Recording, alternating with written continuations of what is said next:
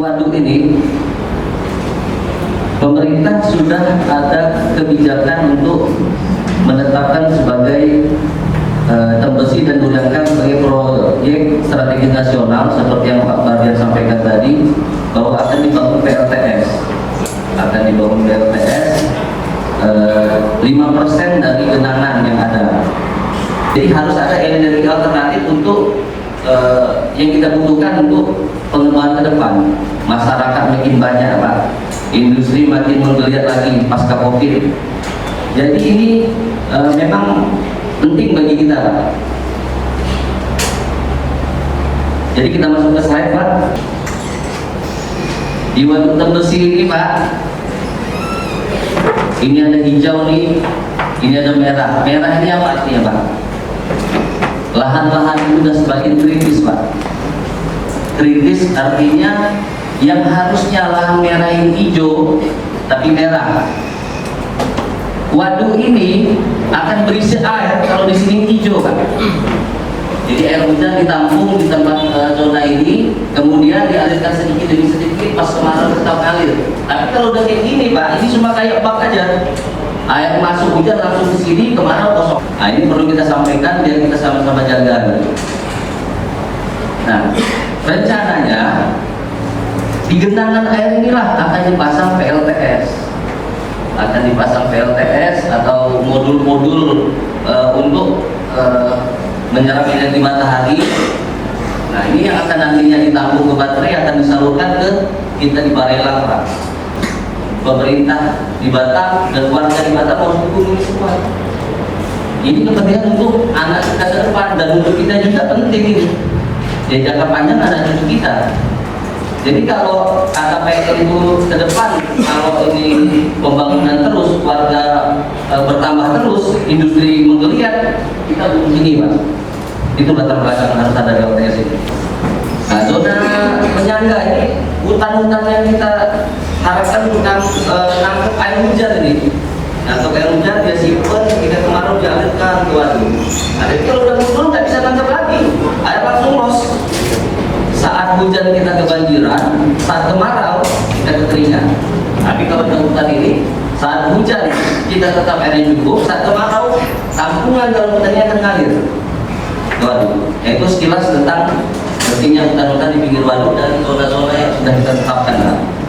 Nah, ini, Pak, tujuan PP Batam untuk proyek PLTS ini adalah mendukung pencapaian target perekonomian Batam 7%. Kan sudah disampaikan ini oleh Pak Wali Kota, oleh pimpinan bahwa Batam ini target perekonomiannya harus kita capai 7%. Kemudian gimana caranya? Kita harus nyiapin sumber daya energi biar Barelang ini bisa dikembangkan. Kalau listrik kita kurang, cukup di Batam aja, berarti kita harus ekspansi nih. Kita harus cari gimana nih biar energi di Batam dan sebenarnya harus ada gitu. Nggak mungkin kita ke kota industri tapi banyak mati lampu daripada hidupnya, kan? Nah, itu ilustrasinya, Pak. Kemudian pemerintah menetapkan proyek strategis, artinya pilot project. Mungkin ini yang pertama kalau pilot di Indonesia. Kita dikasih kesempatan dan kepercayaan oleh pemerintah pusat. Yang kedua, menghasilkan energi yang standar, sustainable dan renewable. Artinya ini tadi, Pak, terbarukan dan terus ada kelangsungannya. Kita nggak tergantung batu bara, nggak tergantung solar. Walaupun ada mungkin pemakaian sedikit, yang lebih dominan adalah itu. Bapak Ibu, saya berharap besar sama-sama saling memberikan kontribusi lah untuk pembangunan PLTS ini. Karena Bapak Ibu mungkin sudah lama memanfaatkan waduk tersebut. Nah, sekarang pemerintah mau memakainya untuk kemaslahatan hidup kita semua yang lebih baik lagi ke depan untuk jangka panjang, baik dari segi kebutuhan air maupun juga segi kebutuhan listrik tadi. Saya berharap Bapak Ibu yang punya kegiatan-kegiatan di sana, nanti seperti apa teknisnya dari beliau-beliau ini, kalau bisa dibantu ya. Saya tidak mau ada hal-hal yang kontraproduktif, ada hal-hal yang tidak baik di lapangan. Saya berharap betul seluruh warga Tembesi bisa sama-sama bekerja, bisa sama-sama mendukung apa yang diwacanakan pemerintah. Itu saja yang dapat saya sampaikan. Lebih dan kurang mohon maaf. Wabillahi taufiq wal hidayah. Wassalam. Assalamualaikum warahmatullahi wabarakatuh. Nama saya Erna. Saya mau tanya Pak, dari waduk itu ke darat itu kira-kira berapa meter ya Pak yang mau digusur? Sebab di situ ada rumahnya si mas saya, dari waduk ke darat itu jaraknya sekitar 10 meter. Apa itu kena ya Pak? Lokasi kita itu kita berkegiatan untuk keramba. Yang kami tanyakan kepada Bapak, apalagi bagian Bapak pertanahan, setahu kami itu ada surat hibahnya di tahun 1995 sebelum terjadi genangan bahwa kolam kegiatan tersebut masih ada di situ. Akan tetapi sampai sekarang itu belum ada untuk pemilik tanah untuk pembebasan. Itu yang kami tanyakan. Sebelum jadi waduk itu di tahun 1995 bahwasanya kondisi waduk yang tergenang sekarang di lokasi kami itu jadi kolam dan kebun atas nama Bapak Bonar Simatupang. Oke, itu kami sampaikan. Tolong koordinasinya dan solusinya. Terima kasih. Bismillahirrahmanirrahim. Assalamualaikum warahmatullahi wabarakatuh. Nama saya Mujib Syanto, saya tinggal di Sidumulyo. Kegiatan kami keramba dan nelayan Pak, mengenai masalah waduk Sete Besi ini, masalah proyek tenaga surya, kami warga pasti mendukung Pak, pasti mendukung dalam hal untuk kebutuhan warga Kota Batam, itu pasti mendukung. Dan kami bisa menggarisbawahi Pak dari penjelasan tadi masalah 5%. Dari 5%, kalau dari luasnya waduk 45 hektar yang terpakai. Selama ini kami menilai Pak, kami bukan menentang, tapi kita tukar pendapat di sini.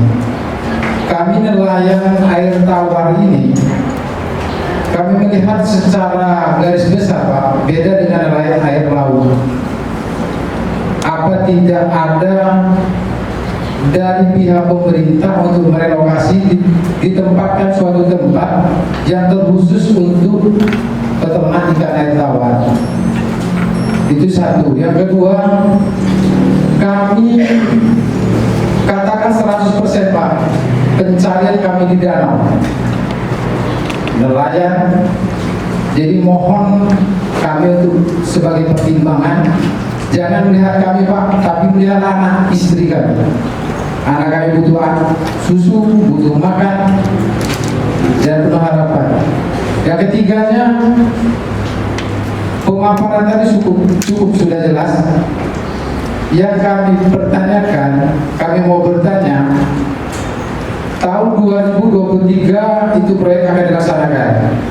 Sementara kami punya ternak ikan yang durasinya mungkin sampai 6 bulan baru panen Pak.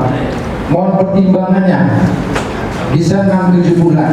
Jadi kami dengan sangat hormat untuk pertimbangannya. Itu aja Pak. Kami akhiri. Wassalamualaikum warahmatullahi wabarakatuh. Pertama yang dari Bu Erna terkait rumah 10 meter genangan dan gaji paku. Artinya kalau dari kami mengacu pada SOPKA di daerah genangan air Pak. Genangan air itu harus steril. Jadi terkait adanya kegiatan ataupun adanya usaha di atas, dan nanti dari pihak yang berwenang juga dari hukum. Intinya kalau boleh terkait yang tadi menjawab pertanyaan Pak Nurdin ya Pak, terkait masa panen. Kami terkait adanya keramba jaring apung itu akan memberi kesempatan kepada Bapak yang sedang memanen ikan, sedang memelihara ikan, untuk menyelesaikan masa panen ikannya. Artinya nggak mungkin kan ikan sampai 2 tahun, betul nggak? Paling lama berapa tahun Pak ikan Pak? 7 bulan. Nah, 7 bulan. Artinya nanti kami pun akan selektif prioritas untuk prioritas di atas genangan keran baja dan apung yang menjadi prioritas utama kami. Artinya bapak-bapak yang sudah menanam ikan, mungkin kebijakan saya nanti mungkin bisa dikoreksi. Kami memberi kebijakan akan diberi kesempatan sampai panen, itu yang pertama. Kemudian yang kedua terkait dengan di Paku. Jadi di dalam penguatan waduk itu ada zona inti genangan, ada juga zona penyangga. Itu 500 meter jaraknya. Seperti contoh di Duri Angkang ini di atas genangan sudah bersih. Nelayan air tawar masih diberi kesempatan sesekali, walaupun nanti tidak akan boleh. Nanti jarak aman itu sebenarnya 500 meter pertama, 500 meter dari genangan. Mungkin kalau sisi jalan raya tembesi itu nggak nyampe lah. 100 meter udah ada jalan raya. Rangkaian ganti paku nanti dari Biroku mungkin yang menjawab Bu Erna, kemudian dari Pak Subori terkait Ramba tadi sudah saya jawab ya Pak. Itu kalau dia dan Bapak memelihara ikan diberi kesempatan sampai panen. Kemudian terkait surat hibah nanti dari lahan Pak Niko yang menjawab. Kemudian tadi Pak Nudin terkait PLTS. Pencarian utama Bapak ya memang sama-sama kita mau nih Pak, makanya ada pertemuan ini kita mencari win-win solutionnya. Kemudian apakah ada relokasi khusus untuk peternak air tawar Pak? Saat ini di Rembang Galang kita juga sedang penurunan status Pak dari hutan lindung. Itu juga ada beberapa warga yang mayoritas pekerjaannya pelaut, nelayan. Jadi di sana akan kita kelompokkan mungkin nanti dan dari solusi bersama terkait usaha Bapak sebagai petani ikan. Kemudian tadi yang ketiga tahun 2023 akan dilaksanakan. Ntar panennya menunggu Pak, nanti menunggu Pak dapat panen, lalu nanti. Terus begini Pak, ini lokasi di sana rata-rata sudah dibebaskan. Oke. Tapi kalau memang nanti kita saya nggak tahu titik pastinya Pak Samu di mana ini. Ya kan? Nah, jadi mungkin kita bisa berkoordinasi. Saya mau tahu titiknya sebelah mana. Sudah saya jelaskan ini dulu jawabnya apa belum. Mau daerah lokasi Songseng Pak? Ya. Rekong daerah Songseng. Iya, maksudnya di kalau saya kan nggak hafal titiknya. Mungkin nanti dari Bapak di mana kita sama-sama ke lapangan.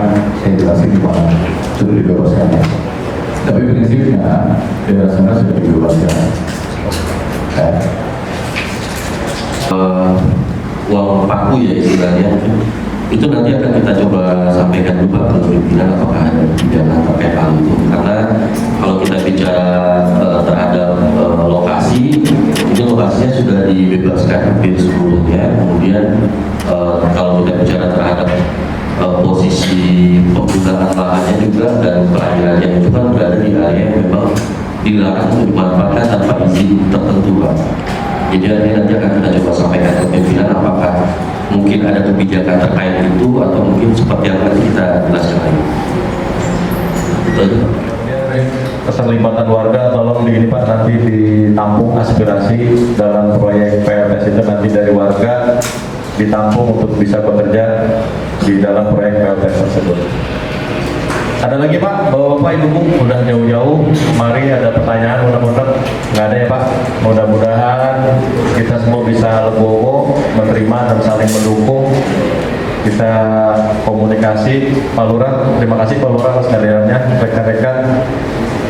Semoga pertemuan ini menjadi barokah, bermanfaat untuk kita semua dan kelak anak cucu kita kemudian hari. Saya akhiri dengan ucapan alhamdulillah, bila taufiq wal hidayah. Assalamualaikum warahmatullahi wabarakatuh.